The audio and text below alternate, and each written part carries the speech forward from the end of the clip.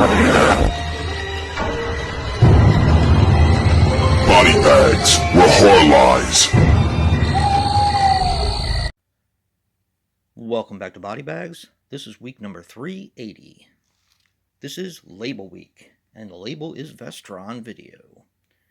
I'll be your host, Jason from Horrific Nightmares, and today I picked Wishmaster. Now this is the Wishmaster collection, but I'll be reviewing Wishmaster 1.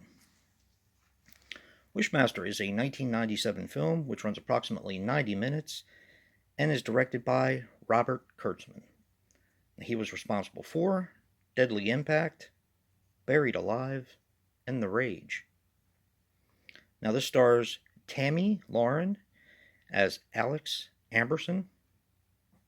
She was in Honeymoon, Mad City, and Radioland Murderers. This also stars Andrew Divoff as the Djinn. He was in Air Force One, Toy Soldiers, and Another 48 Hours. Now this had a budget of $5 million and grossed worldwide $15,738,769. And the thing about this is, this movie is basically a who's who of the horror community. You have Tony Todd, Robert Englund, Ted Raimi, Vern Troyer, Reggie Bannister, Angus Scrimm, Frank Nicotero, and even the director, Robert Kurtzman, makes a appearance in the film, along with Tom Savini. I mean, it's just amazing how they got all these people to play in this film. Now, this has a pretty simple synopsis. A lady who works for a curator has this, it's a piece that comes in which has a gem inside, which is an opal. Inside the gem houses a djinn. So when she asks her friend, who works in a laboratory, to inspect the gem, unfortunately he opens the opal and lets out the djinn. Now the djinn, in other words, is a genie, only evil. And he's supposed to offer you 3 wishes. But the 3 wishes comes at a price. So basically, he ends up, after killing a bunch of people through their wishes, he ends up with Alex Amberson, tracking her down and offering her 3 wishes. And it's up to her, Alex, to stop the djinn by finding out a way to outsmart him. Okay, I'm going to show you guys a little bit about the set.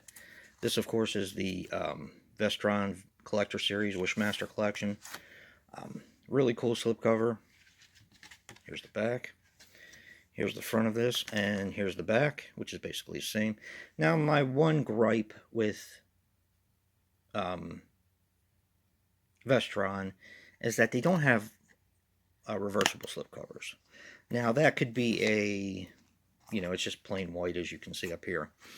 I think that would have been a nice touch, and even though they are pretty much packed with special features, they're very expensive, which is why I don't own the entire collection. Maybe someday, but I tend to wait till I can find them at a deal.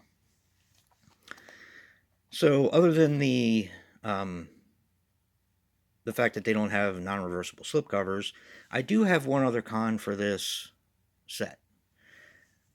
Here's the first disc, which has the movie Wishmaster on it, and a bunch of special features. Disc 2 has Wishmaster 2, and a bunch of special features. Now, there's only 3 discs. Now, disc 3 has the 3rd and 4th film on it together. And I think that's kind of chintzy. I think they should all have their own disc. I mean, you went ahead, you made 3 out of the 4 discs. Why not just make a 4th disc? I don't know. It's just me. It's a nitpick, but yeah. But this does have a ton of special features. And the transfer, like most of the Vestron series, is gorgeous.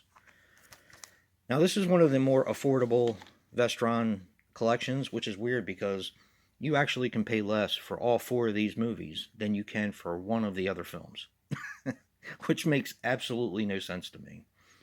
But it's the same way with Warlock. Warlock is a 3-film set, and they're both fairly cheap at this point. They're like $15 to $20, generally speaking, whenever I find them on either Diabolic, uh, Amazon, or Grindhouse Video Tampa.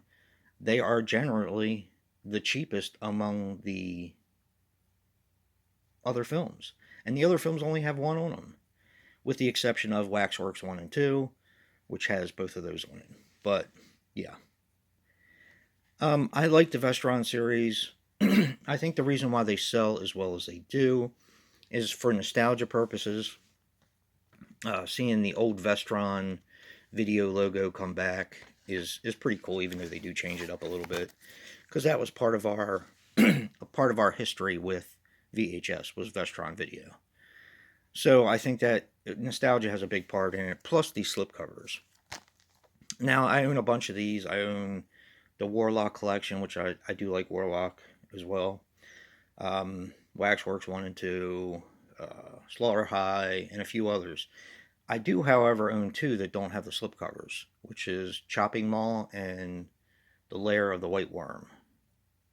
So, I mean, I think that's why they basically do as well as they do, because of the really shiny, nice slipcovers.